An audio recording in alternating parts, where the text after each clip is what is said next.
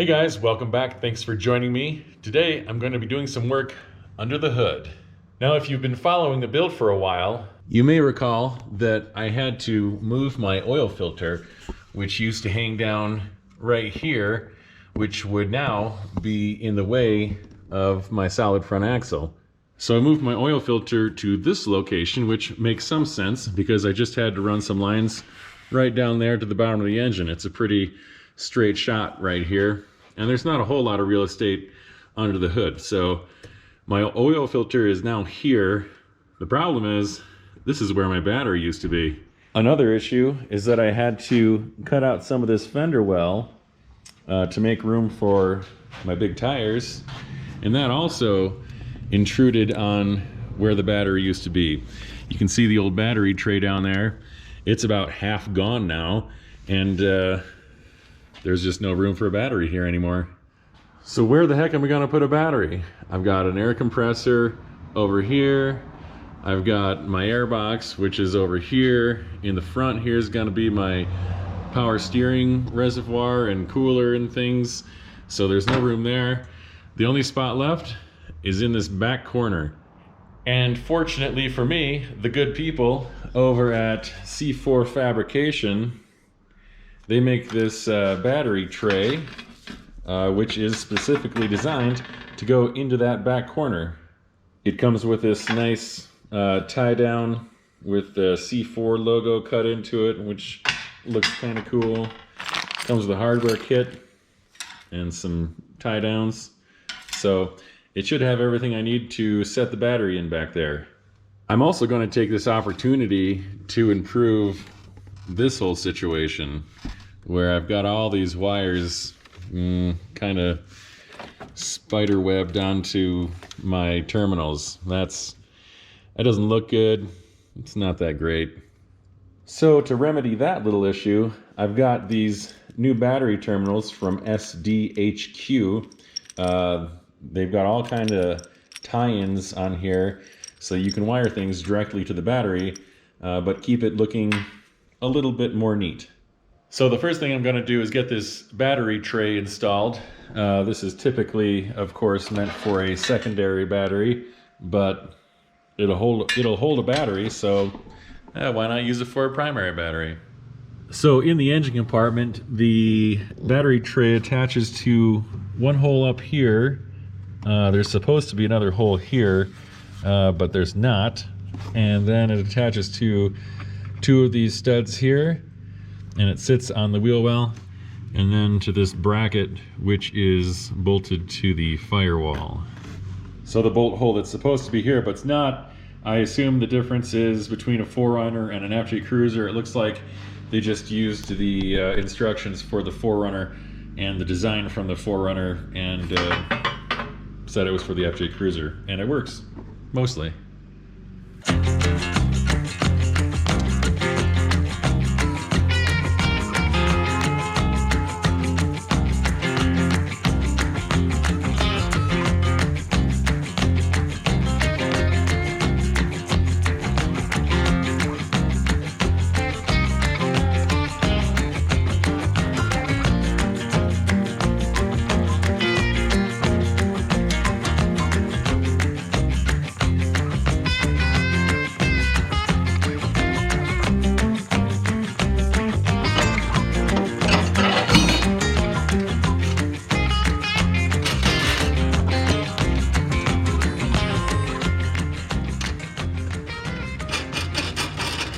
So here's what it looks like in here.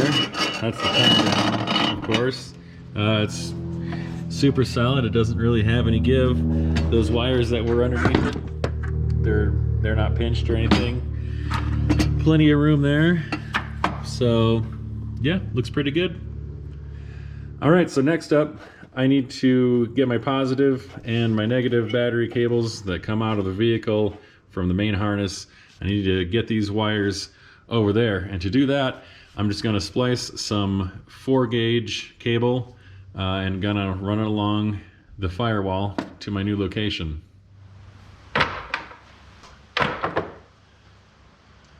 All right, well, here's my positive and negative wires. They are stuck together, and heat shrunk. Here's the negative that goes to the body. I'm going to reconnect this, or have a new ground connection on the body on that side. So now I've got this nice positive and negative wiring harness. It's going to go along the firewall over to here. I've got my positive and negative over here. I've got a little bit of extra. I'll cut that off when I figure out exactly how much I need. And so yeah, it's nice and tidy in that, I don't know what you call it, conduit, or the guy at Napa called it split loom. But yeah, it makes it nice and tidy. I'll put my smaller wires in the same kind of stuff and run those along the firewall as well. And here's what I came up for: a new body ground wire right there, screwed into the body just like on the other side. That should work perfectly. So now that my main positive and negative are taken care of and routed over there, I can start to get rid of this mouse nest of wires over here on my positive and negative terminals. These big wires right here and here, not that little one, these two, those are for my winch, and so I'll just put them over on the passenger side. Right now they come up from the winch and go that way, so that's simple. They'll just go up the other direction, and then I believe everything else is just going to go back along the firewall with the main wires.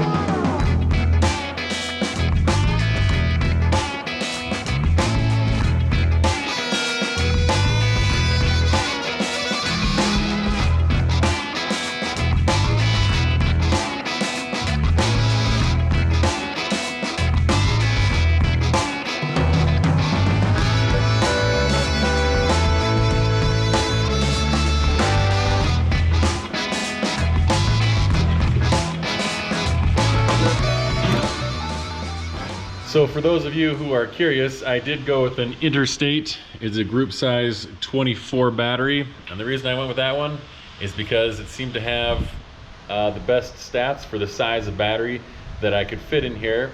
And Interstate's a good brand. And I didn't want to go with an AGM or anything. I was just looking for a flooded lead acid battery. So this seemed like the best choice. So I ran the main positive cable over to the new battery location, but I almost forgot this wire coming out of the power distribution box. And forgetting that, that just wouldn't have worked. So I've got a wire soldered onto there, and then some heat shrink for that, and I'll get that over there.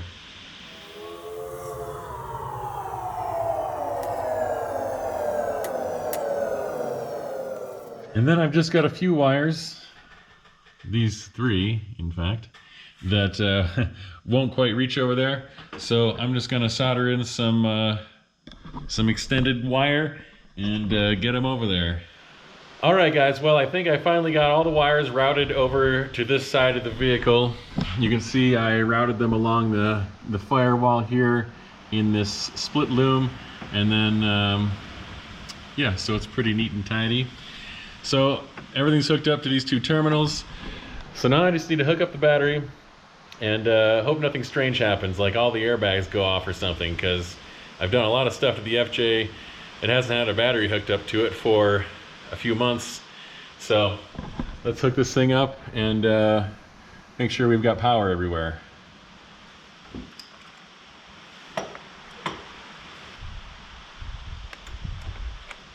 Well, nothing blew up.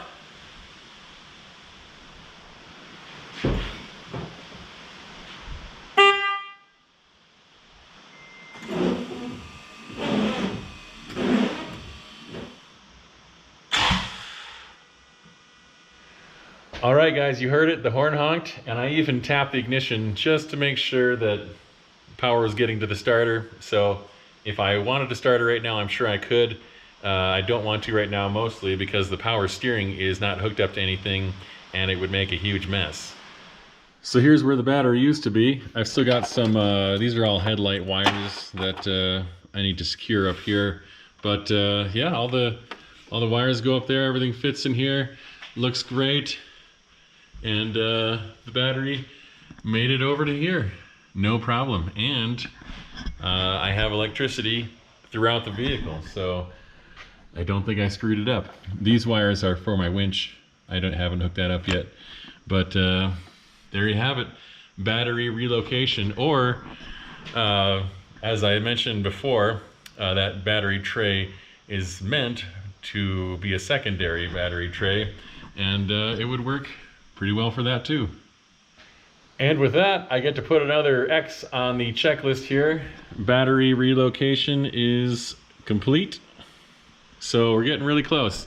Now when I say we're getting really close, I mean I have a goal in mind of when I think the build is going to be done, but I don't want to say, just know that it's going to be really, really soon. And as always, guys, thanks for joining me today. I really appreciate it. Make sure you like and subscribe and leave me a comment. I love hearing from you in the comments section. So with that, we'll see you on Thursday.